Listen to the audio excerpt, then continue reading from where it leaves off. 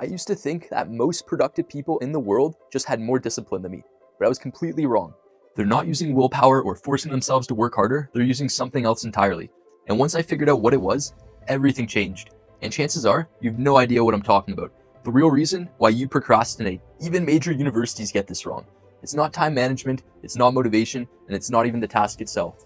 New science has revealed the truth, and I'm about to show you exactly what it is. By the end of this video, I'll be revealing the exact strategy a former Intel CEO used to scale the company to $180 billion. But here's the thing. Most people will click away from this video in the first 10 seconds. Their dopamine systems are so fried that they can't even finish a 30-second short, but you're different. You're tired of the just work harder advice. You're tired of procrastinating and feeling guilty about it. You actually want to understand the psychology behind why your brain does what it does. So here's what I'm going to do. I'm going to break everything down, everything. No fluff, no surface level advice, just everything I've learned on my journey so far. This is going to be long. We're talking 30 to 45 minutes of pure actionable psychology. But if you're able to actually lock in, you're going to genuinely understand procrastination and productivity on a level that 99% of people never will. Let's dive in. Here's exactly what we're covering today. First, I'm going to show you the real neuroscience behind procrastination. Not the BS you heard about just being lazy or lacking discipline. The actual brain mechanisms that cause you to avoid the things you know you should be doing. Second, we're going to break down every productivity hack you've tried and failed. Time blocking, morning routine, productivity apps. Why they work for some people, but not for others. And what to do instead. Third, I'm going to be giving you a complete framework the most productive people in the world actually use. This is a system behind billion-dollar companies like Intel and the exact strategy I use to transform my own productivity. And finally, we're going to build you a personalized anti-procrastination system. By the end of this video, you know exactly what to do starting tomorrow. This isn't just theory, this is a complete playbook. Now, you might be wondering, who am I to even be teaching you this? Fair question. A few years ago, I was the last person you should be asking for any advice regarding productivity or to be making content about this. I was spending like 6 hours a day just playing video games and living in a constant state of guilt, anxiety, just for not doing what I knew I should be doing. So I had the plan, I had the motivation, but every single day I found myself doing everything except the work that I said I was going to do. And the worst part, I kept lying to myself. Tomorrow will be different. Tomorrow I'll start. But tomorrow never came. I tried everything, morning routines, night routines, productivity apps, accountability partners, discipline challenges. And some of these worked for a week, maybe a month or two, but then I would crash back down to zero. And when I realized I was treating for symptoms, not the root cause, I didn't understand why I was procrastinating. So I became obsessed with understanding the why. I dove deep into the neuroscience and psychology of it, read as many books as I could consume and as much self-help content and psychology content as I could. And what I discovered changed everything. And it's not what most people are talking about. Most productivity advice treats you like a robot, just telling you that you need to better programming, right? Like, do this routine, use this app, follow this schedule. But I mean, it's not that robust. Like, you're a human being with emotions, a nervous system that's trying to protect you, and your brain that's wired for survival, not spreadsheets. Once I understood and rebuilt the system around human psychology, instead of trying to fight it, everything clicked. Now I'm making consistent progress. I mean, it's crazy to think I went from couch surfing and like partying in my first couple years of university to graduating with honors while testing multiple business models and consistently working out throughout the whole time. Since graduating last April, I've been blessed to have multiple clients for my business now, become a certified personal trainer and nutritionist while consistently hitting my personal goals. I plan on creating content regularly to help grow my business and help the younger version of myself with lessons that I wish I knew sooner. So I'm still nowhere close to where I want to be, but it's all about taking consistent action that lead to the results that you want. If you understand this and are taking daily action on the inputs that lead to your goals, you're already ahead of 99% of people. If you don't quit, it's very likely you'll get to where you want to go. But more importantly, I understand exactly why I procrastinate when I do, and I have the tools to overcome it. That's what this video is about. Understanding the why behind, then building the how. This video is for you if you know what you should be doing, but you just don't do it. You tried morning routines and evening routines, time blocking, productivity apps, but just nothing ever really seems to stick. You feel guilty every night because another day went by where you didn't make any real progress. You're tired of surface level advice like, just be more disciplined. Work harder, bro. You actually want to understand the psychology, not just the quick fixes. If that's you, you're in the right place. But if you're looking for some magic hack, some silver bullet that's going to take zero effort, or you feel like you just want to be motivated for 10 minutes without any actual change, I mean, this probably isn't going to work out for you, to be honest. This is deep work. This is real paradigm shifting information. It requires thought and implementation. Still here? Good. Let's get into it. The truth about procrastination. So let's start with the fundamental truth that most people completely miss. Procrastination isn't about time management. It's not about discipline. It's not even about the task itself. Productivity is fundamentally an emotional problem caused by negative emotions. So here's how it works. When you imagine doing a task, let's say that important phone call, starting that project or assignment, or sitting down to write, your brain immediately triggers negative emotion, dread, fear, doubt, guilt, boredom, anxiety. The list goes on, right? And here's the key. Your brain is wired to survive, not thrive.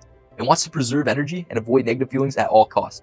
So what does it do? It either rationalizes excuses or distracts you with instant gratification like social media, gaming, YouTube rabbit holes, anything to keep you from the task. It feels like it's keeping you safe. Let me give you a perfect example that illustrates this. Imagine a wooden beam, 1 foot wide. You just put it on the ground and I ask you to walk across it.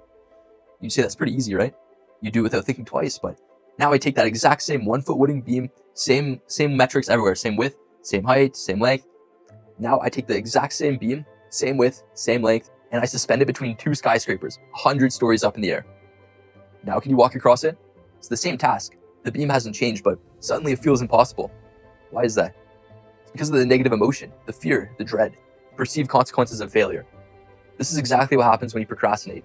We psychologically evaluate tasks that are actually manageable and turn a simple beam on the ground into a death-defying tightrope walk. The vicious cycle. And here's how it gets worse. Feeling these negative emotions leads to procrastination, but procrastination creates more negative emotions, guilt, shame, anxiety, and falling behind, right? This creates a downward spiral that makes it harder and harder to escape. The future self problem. There's a fascinating experiment that proves this. Researchers asked people, would you rather drink 2 tablespoons of ketchup right now or half a glass of ketchup 2 weeks from now? Almost everyone chose the half glass in 2 weeks. Why is that? Because we view future us as a different person. It's easy to defer unpleasant tasks onto that stranger than it is to live the task out right now in the future. But here's the reality. The future person is us. And when that day comes, you'll make the same choice again, pushing it further and further, just kicking the can down the road. The bottom line, understanding that procrastination is not an emotional problem, not a time management issue, is the first step in overcoming it. Now that you understand the problem, let's talk about why the solutions you tried haven't worked yet.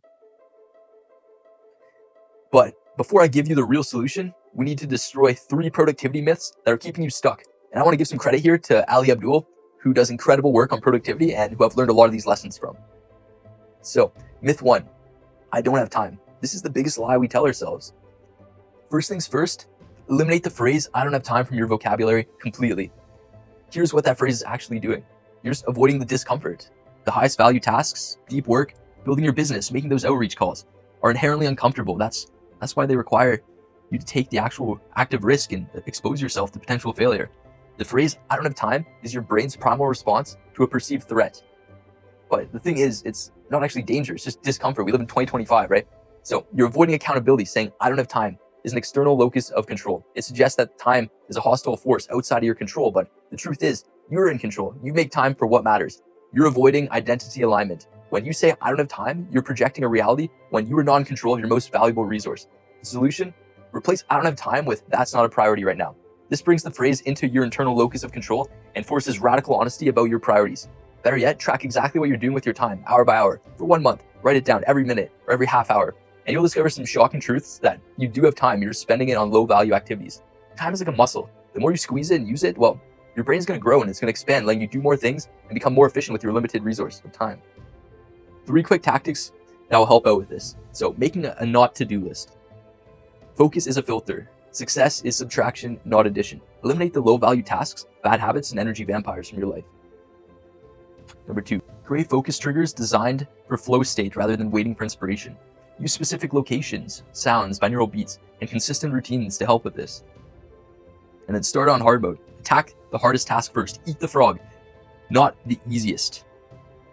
Do your one thing before checking emails, scrolling social media, and it's gonna make a big difference. So myth number 2, the motivation myth. Here's a game-changing insight that completely flips the controversial wisdom. Motivation operates on the completely wrong assumption that you need a particular mental or emotional state to complete the task. Let me say that again, because it's crucial you get this. You don't need to feel like doing something to do it. So the wrong way to go about this is you have a thought, then you think, I should work. The middleman is the feeling or the motivation. Do I feel like working right now? Do I not? And more times than not, you're gonna lose that. Versus the right way, which is the thought, I should work, and then action, working now. You eliminate the middleman. Discipline, by contrast, separates outward functioning from mood and feeling. So here's the paradox. Successful completion of tasks brings an inner state that chronic procrastinators think they need to initiate tasks in the first place. But you don't wait until you're in Olympic form to start training. You get into Olympic form by training. So the reverse feedback loop. Old feedback loop: procrastinate, waiting for feeling, inaction, leading to guilt, low dopamine, seeking dopamine distraction. The new loop revolves around discipline. So thought, action, successful completion, leading to the natural motivation and dopamine from doing the activity, leading to more action. Success leads to motivation, which leads you to more success, which leads to more motivation, making it easier and easier. The fun factor. I'm not saying you should just white knuckle through everything. There are 2 ways to make discipline easier. Number 1, hack the action, make it more fun. Work with music playing. Makes work 4 times more enjoyable for me personally. Gamify things, track your workouts, create progress bars. This actually makes it feel like a game by progressing in it. Budget for coffee or different environments. Turn tasks into games with immediate feedback loops. Number 2, hack the inaction. Make it more painful. Put money on the line if you don't post a video a week, or whatever action you're avoiding. If you don't go to the gym X amount of times. Create social contracts, public accountability. Shorten the feedback loop so your brain sees results faster, making the outcomes more clear. Make the outcomes more clear in your mind. Watch videos of people 1 step ahead of you. Visualize your future self vividly. The key: replace motivation with disciplined willpower. Feelings are fleeting and unreliable and temporary, not a reliable way to get through things.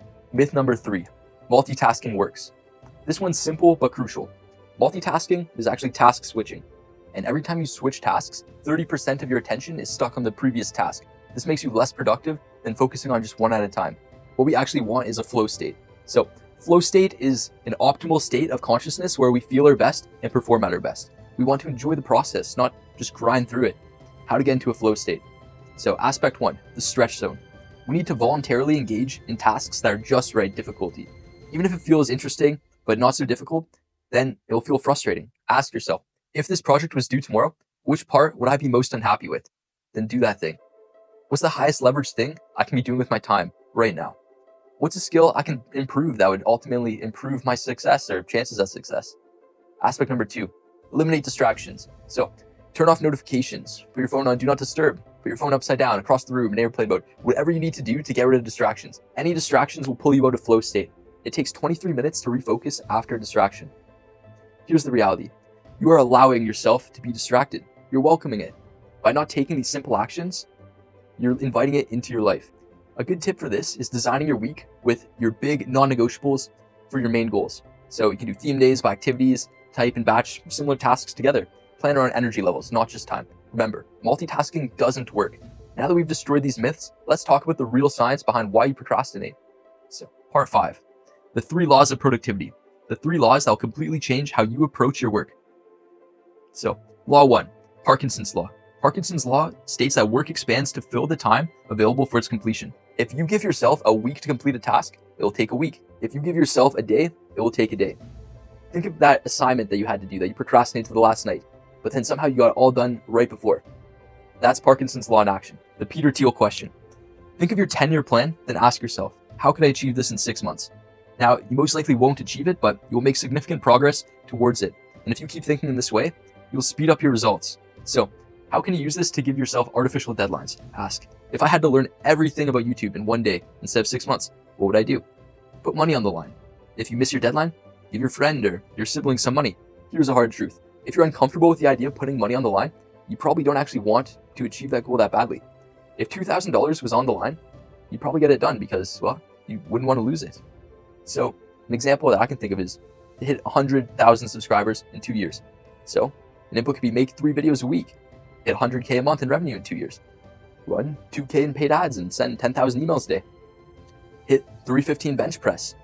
Focus on getting the amount of protein in every day, recovery, being in the gym consistently, training the bench press 3 times a week.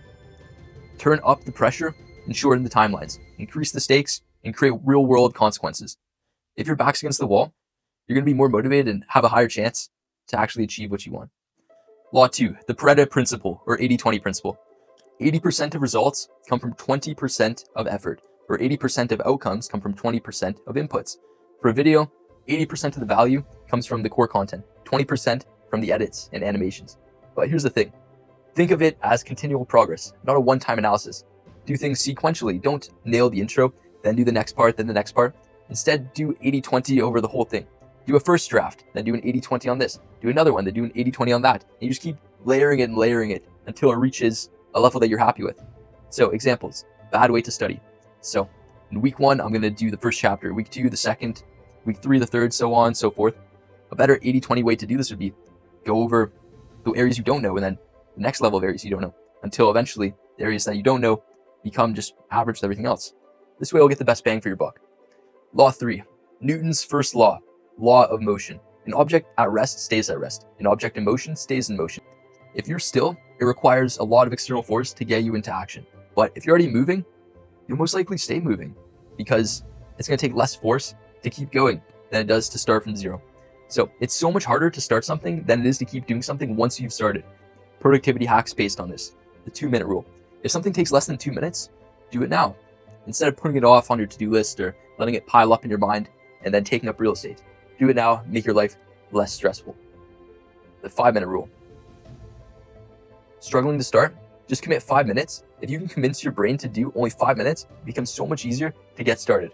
And once you start, you'll most likely keep going, because once you're in action, it's going to be a lot easier to keep going than it is to stop and do something else. Number 3, reduce friction. When you're struggling to do, start getting into gear immediately.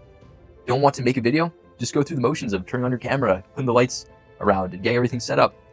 So the less friction, the less activation energy needed, the easier it is to keep going and start. Number 4, keystone habits. From Atomic Habits, if you can nail the keystone habits, all the other habits will fall in place, is the main premise of this. When you come home from work, you have 2 choices. You can either go watch TV, watch some Netflix, good series, or you can get your gym stuff on and go drive to the gym. Both of these are keystone habits, but it just determines which type of life you want to live. Or for studying, cleaning your desk could be a good keystone habit that puts you in the right headspace to start. Number 5, be hard to reach. Easy to find online, hard to reach in real time. Turn off your notifications, accept critical contacts, and schedule specific times to respond to messages. Use focus signals or headphones and physically remove yourself from distractions. Once you get started, it's so much easier to keep moving. The getting started is what's difficult. You can tell how much someone values their time by how easy they are to reach. Think about that. Part 6, the 3 powers of productivity. Now, let's talk about the 3 powers that will multiply your productivity. So, power 1, the power of habit. Habits compound. If you improve by just 1% a day, by the end, you'll be 37 times better in the end of the year. Einstein said that compound interest was the 8th wonder of the world. He also said the biggest failing of the human mind is the inability to understand the exponential function. It's these tiny changes that we make in our lives that lead to these huge differences over time. When something becomes a habit, you no longer need willpower to do it.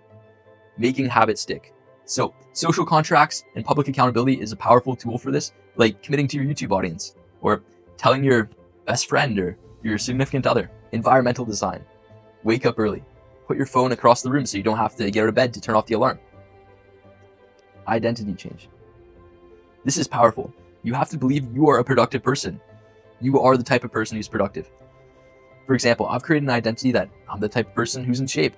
When I go to a cottage with friends, I physically want to work out because the identity has been reinforced to me. I would feel uncomfortable not to work out.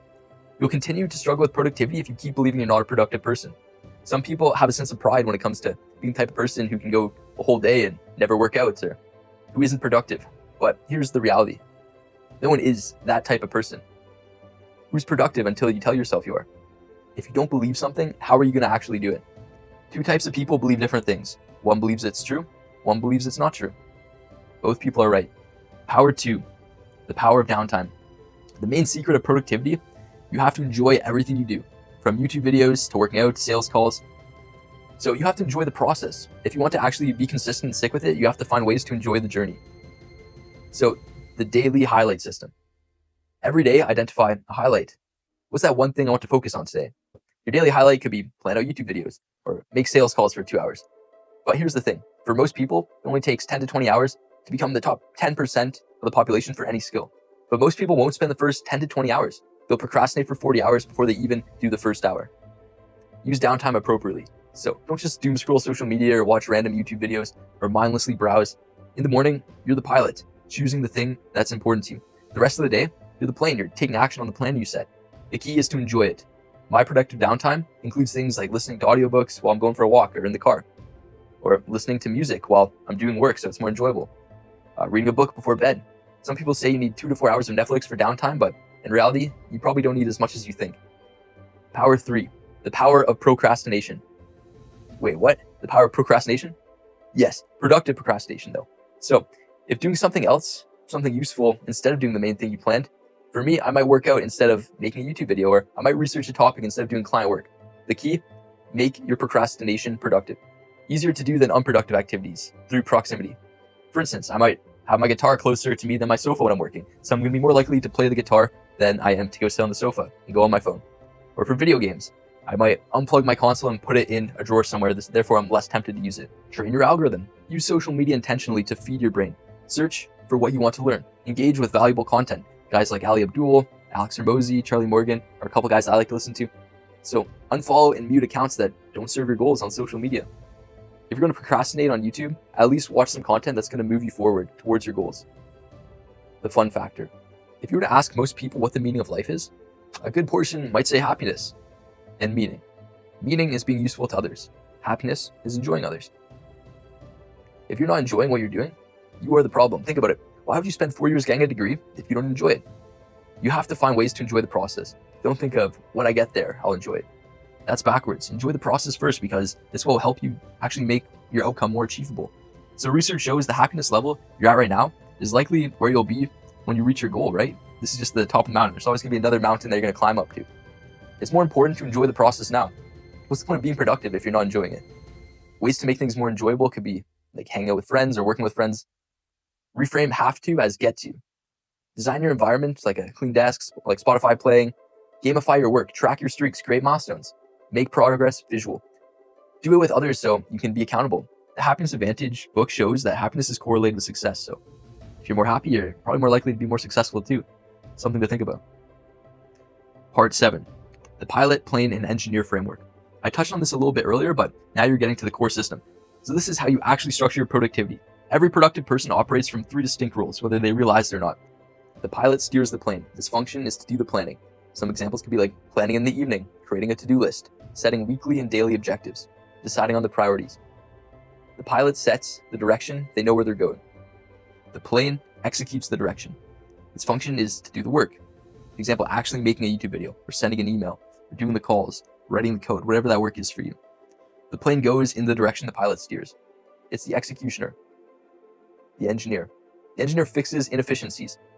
Its function is to ensure the plane can fly effortlessly by removing friction from the work, by optimizing its systems and processes, getting the right mindsets and beliefs to be able to actually achieve what you want to. So the engineer has 3 primary jobs. So friction removal, so identities, and eliminate resistance before the plane flies. Removing high dopamine inputs. Eliminating things like junk food, kind of go distractions. This includes things like tracking habits. This is your discipline as subtraction. Reframing fear as discomfort, where most people struggle. You feel the struggle in the execution, but the root cause is usually a lapse in the engineer's work. So the pilot is the vision. You know the end goal. You set strict rules and define the direction. The plane uses willpower to force yourself into action.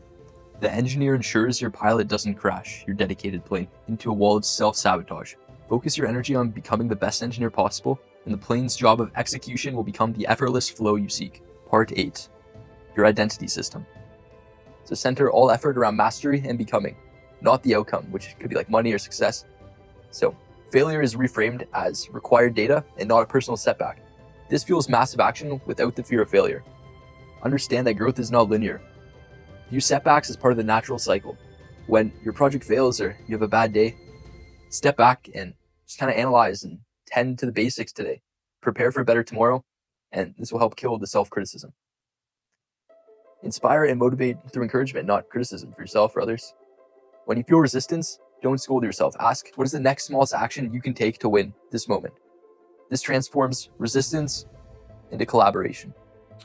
Part 9, the ultimate not to-do list. So the list is the work of your engineer. It systematically removes friction and high dopamine inputs that sabotage your workflow. 0 exceptions in the morning are non-negotiables for sustained focus. High dopamine energy killers. These provide a quick hit that drains your baseline dopamine and makes the deep work feel miserable. So some things to avoid completely, or if you can help it, could be junk food and unhealthy food, or binge eating, alcohol and smoking weed, TV shows, YouTube, just binging mindlessly. This could extend to like podcasts and anything else that you know is not productive or don't benefit you. Corn or gooning, shopping, online shopping, gambling, video games, or even trading could be a form of gambling if you don't know what you're doing. So focus killers, morning and work friction. Rigorously avoid these, especially during peak focus hours. So phone or YouTube in the morning, so your laptop is only for deep work. No phone 1 hour after waking, doing anything but the deep work first thing in the morning. Hitting the snooze button, resetting the alarm, procrastinating the work, listening to your inner voice, drawing towards the distractions, staying awake or out of bed past midnight, anything that's going to disrupt your next day. Social and mental feeders. These drain your energy and violate your principles. Getting angry instead of actually defining what makes you mad and trying to fix it. Chasing online validation, endless texting or dating apps. Not being productive with your friends or girlfriend, or hanging out with people to avoid the work. The wooden rule. No whining, complaining, or making excuses. Your success lies in the diligence with which you maintain your not-to-do list. What you don't do is just as important, if not more important, than the actual habits that you do. Productivity and discipline are often a game of subtraction, not addition. Part 10. The Intel CEO Strategy, or OKRs. Now, for the billion-dollar framework. The former CEO of Intel invented this productivity framework called OKRs, Objectives and Key Results. This is how Intel scaled to over $180 billion. I'm going to give you a quick analogy to demonstrate this. Think of a story of the greatest archer who ever lived. This archer could hit the bullseye 100 times in a row, perfect precision every time. But if you were to blindfold this master archer and spin them around 10 times, they wouldn't even be able to hit the board, despite their skill, practice, and discipline. They could completely miss. This is productivity without direction. It doesn't matter how hard you work, how many hours you put in, or how disciplined you are. If you don't know where you're aiming, if you don't have a clear target, you'll never hit the mark. You can be the most skilled person in the world, but without direction, all the effort in the world is wasted. Your target must come first. The clarity must come before the action. What are your OKRs? Objectives are the what, essentially. Key results are the how. Objectives, what are they? So they're measurable, ambitious, and inspiring goals that define what you want to accomplish. So they work by providing you a clear direction and sense of purpose. Some examples could be building a YouTube channel that hits 100,000 subscribers, launching a side business that hits 10K a month, getting absolutely shredded or hitting a 315-pound bench PR, becoming a master video editor, building genuine financial freedom. So objectives can be somewhat vague, but that's okay. I mean, they're your vision. They're where you want to go. Key results. So what are they? They're measurable, quantifiable outcomes that you can track progress towards the objective. So they work by answering the question, how will I know when I've achieved the objective? So a critical rule for the key results, it should be a specific metric, not a task. An example could be build a YouTube channel that hits 100K subscribers. So the key result 1 would be post 3 videos per week for the next 12 months. So an example for one of my personal OKRs, my objective is to hit $50,000 a month with my business in the next 2 years. Another one is to hit 50,000 subscribers in the next 2 years on YouTube. So the key results to get to these would be posting at least 2 to 3 videos a week for the YouTube and to run at least $1,000 a month in paid ads and reach out to, a couple hundred business owners a day. Another one of mine is to hit a 315 incline bench press. So a key result for this is consume at least 180 grams of protein a day daily and progressive overload and do multiple sessions of incline chest press a week. So why OKRs work? When you set both objectives and key results, you have direction. You know where you're going. You have measurable progress. You know if you're getting there. You can course correct. You can see what's working and what's not. Do both of those things and your productivity will massively increase. But not all OKRs are created equal. You need to set good objectives and key results that actually move the needle. A good rule of thumb is to make sure the key results are actually something in your control, an input that you can actually consciously do. Part 11. The real productivity philosophy. Before we get into the implementation, I need to share the philosophy that makes all of this sustainable. Productivity is about doing less. For the last couple of years, I've spent a lot of time researching the world's most productive people, CEOs, YouTubers, Stoics from the past, and it's helped me realize something very important. I used to think productivity was about doing more and being more efficient with my time. It was about putting more into my schedule and getting more things done. I was doing all these self-help habits, cold shower, sauna, red light therapy, meditation, reading books, extensive morning and evening routines, all trying to maximize my productivity. And while all these are good habits and are good and have their place for sure, I ended up spending more time doing these habits than doing the main activity that I was supposed to be doing that these were supposed to aid in. So in reality, productivity is more about doing less than doing more. It's about what you don't do rather than what you do. 4 things productive people don't do. Number 1, they don't work hard for the sake of working hard. There's a story that illustrates this perfectly. A young man goes fishing casually. It gets hard, doesn't catch any fish, so he quits, goes home to comfort. An old man also goes fishing, but he stays out all night until he's able to catch some fish. Seems incredibly disciplined. The difference? The old man has to work hard because he needed it to feed his family. He's not working hard to look productive, he's working hard because the goal requires it. The lesson: society idolizes hustle culture. Working hard for the sake of working hard, this leads to action faking. People looking busy without actually accomplishing anything meaningful.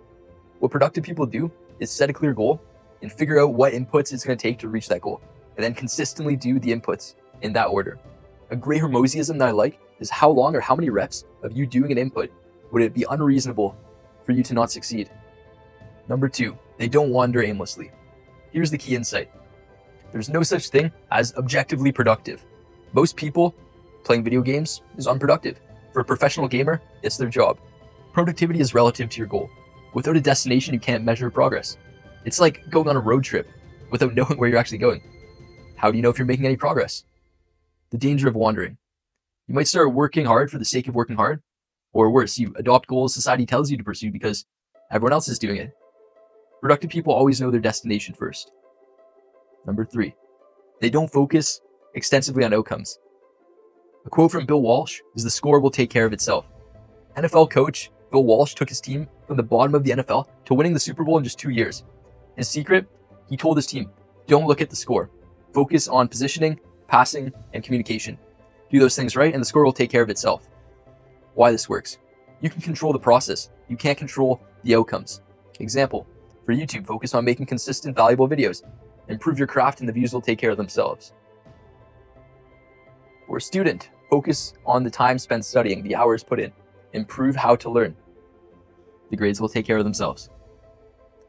It's not about ignoring outcomes, it's about focusing primarily on the process. The outcomes will follow, trust me. Number 4, they don't often say yes. Steve Jobs said, focusing is about saying no, and the results of that focus is going to be something really great, products where the total is much greater than the sum of the parts. The problem? Nobody else will ever value your time as much as you do. How you value your time sets the upper limit for how other people will value it. The reality is time is a zero-sum game. If you spend time on A, you cannot spend time on B. Saying yes to everything equals divided focus, and divided focus will lead to divided results. So some action steps to make saying no easier could be get a deep emotional understanding of time's value. Compare 2 options. Saying no is uncomfortable, but wasting your time is more painful. Create default responses to when someone asks you to do something, but you've already made a commitment to yourself to do this. Like, thank you for the opportunity, but I'm staying incredibly focused on ... whatever task that is right now. The hard truth, if you're not uncomfortable with the idea of losing money and opportunity by saying no, you probably don't actually want to accomplish your goal that badly. The bottom line, productivity equals subtraction, not addition. Discipline is also subtraction. The same can be said for discipline. Discipline is a game of subtraction, not addition. I'll keep saying this. True discipline involves eliminating or subtracting things from your life to gain clarity and focus, rather than constantly adding more things to your routine that add up and take you away from the main thing. By intentionally removing distractions, low-value obligations, and unnecessary friction, you will conserve your energy and time for what truly matters, leading to greater consistency and control over your life. This requires you knowing your why. You have to know your main thing. If you don't know the main thing you're pursuing, how are you going to know what to eliminate and what to focus on? You won't. Part 12. Working with nature, not against it. Here's a philosophy that completely changed my approach. The problem with hard work and hustle culture, we're taught that success requires struggle, discipline, and forcing ourselves to do difficult things. But when you force yourself to meditate and keep failing, use willpower to stick to a diet you hate, upload 1,000 videos with no progress, you're working against nature. That's why I feel so hard doesn't stick. And I'm not saying that you don't need to work hard or be disciplined, because you absolutely do, but the solution is to work with nature instead of against it. Instead of rowing a boat, constant struggle, putting up a sail is a more effortless way to do the same thing.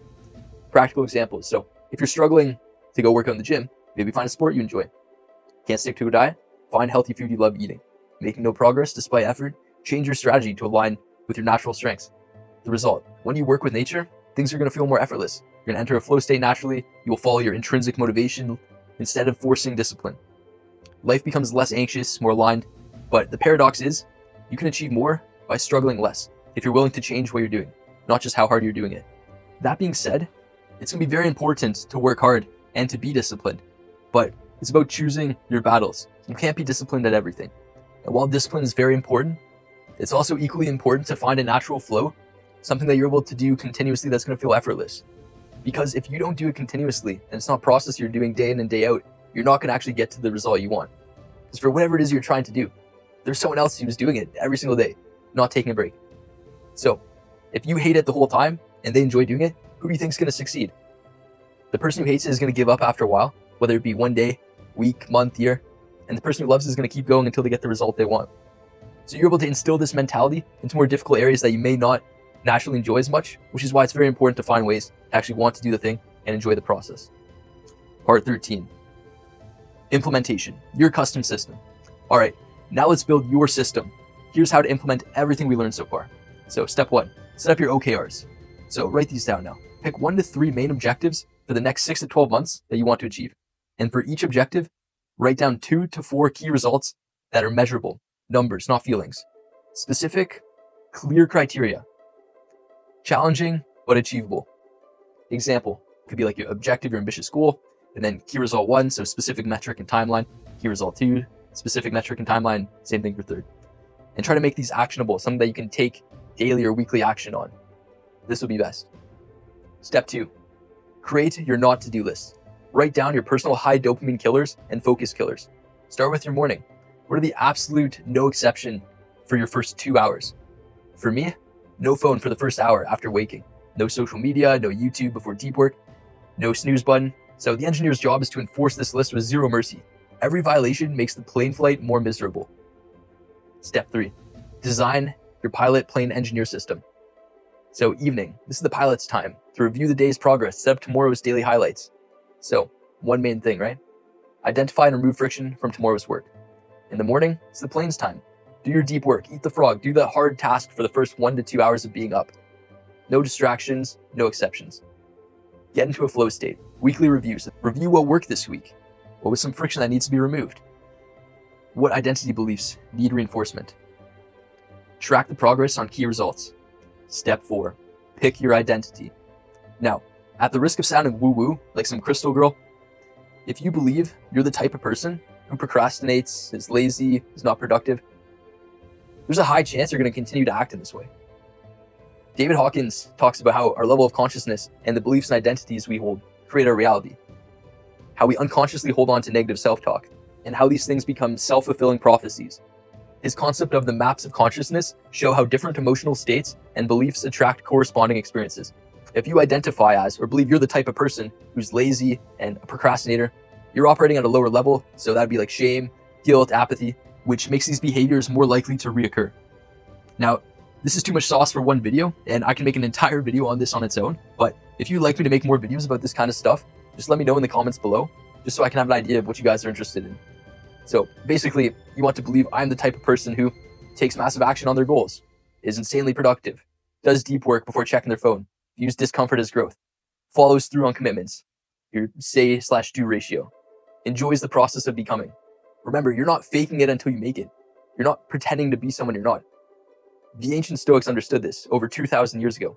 Marcus Aurelius wrote, "The soul becomes dyed with the color of its thoughts." You're not lying to yourself when you say, I am that type of person who takes action. You're consciously choosing which version of yourself to reinforce. Think about it. Every action you take is a vote in the red box or the green box. Hit the snooze button, vote for the red box. Start deep work immediately after you wake up. That's a vote in the green box for a disciplined version. You're not installing a fake identity. You're choosing which real part of yourself gets stronger. The procrastinator exists inside you. The productive person exists inside you. You're just deciding which box you're going to fill today. So the Stoics called this character building through conscious choice. James Clear calls it identity-based habits. You become what you repeatedly do. Step 5, hack your action and outcome. Make the action more pleasurable. Work with music that you love. Batch similar tasks together into a flow to be able to do them faster. Use different environments like coffee shops, libraries. Turn the work into a game with immediate feedback. Make the outcomes more tangible. Create a vision. Create a plan for your next day. Watch content from people one step ahead of you. Track your progress visually using charts or streaks. Shorten feedback loops. Daily wins, not just monthly goals. Step 6, apply the 3 laws. So Parkinson's law, Set artificial deadlines that are 50% shorter than you think you'll need. The Pareto principle. Do multiple 80-20s on your life and on the tasks. Make sure you're doing the most important ones. Newton's law. Use the 5-minute rule and reduce friction and overcome the inertia to start your tasks. Step 7. Find your flow. Your journey is unique. What works for others may not work for you. Reflect on what's working and constantly tweak and iterate your systems, like Kaizen. Don't give up on finding what works for you.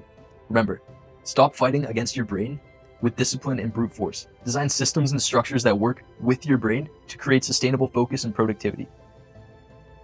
Part 14, closing. All right, let's bring this all together here. We've covered a lot in this video, so let's recap. The core insights. So the foundation, procrastination is an emotional problem, not a time management problem. The 3 myths holding you back: I don't have enough time, the motivation myth, and the multitasking myth. The 3 laws that govern productivity: Parkinson's law, the Pareto principle, and Newton's law. The framework. You need 3 roles: the pilot for planning, the plane for execution, and the engineer for optimization. OKRs give you direction and measurable progress. The philosophy: productivity is about doing less, not more. Discipline is a game of subtraction, not addition. Work with nature, not against it. Enjoy the process or you're shooting yourself in the foot. The not to-do list. 0 high dopamine activities in the morning. 0 exceptions on focus killers during deep work. 0 tolerance for inner voice that pulls you towards distraction and negative self-talk. Now here's the reality. Information without implementation is just entertainment. You can watch this entire video, nod along and feel motivated for the next 20 minutes, but then you'll go right back to your old patterns. Or you can finish this video up and open a document, spend 15 minutes writing this out, your 3 OKRs, a not to-do list for yourself, your daily tasks you want to do tomorrow. The difference between the person who changes and the person who doesn't isn't knowledge, it's action. In fact, some of you are too smart for your own good. You're overthinking and not taking action. In fact, I promise you, there is someone with half your resources, half your intelligence, half your looks, half your charisma, all of this, and is living the life you want, everything you want, because they did the thing you were thinking about and didn't stop. Now you have a complete system. You understand the psychology. You know exactly what to do. The question is, will you do it? Remember what we learned about. Don't wait to feel ready. You take action and the motivation follows. So take action. Open a document up. Write down 1 objective and 3 key results. Write down your daily plan for tomorrow. Do that and you've already won. You're using Newton's first law of inertia. You're in motion. And once you're in motion, you'll stay in motion. For everything you want out of life, why not you? Stop wandering aimlessly. Stop working for the sake of working hard. Stop saying yes to everything that doesn't matter. Start with clarity. Start with subtraction. Start with 1 thing. If you found this valuable, do me a favor. Share this with 1 person who's struggling with productivity. Someone who's stuck in the procrastination cycle. Someone who's working hard but not going where they want to. These lessons changed my life, and hopefully it can change yours too. Now, go build your system. I'll see you in the next video. Let's get to work. Peace.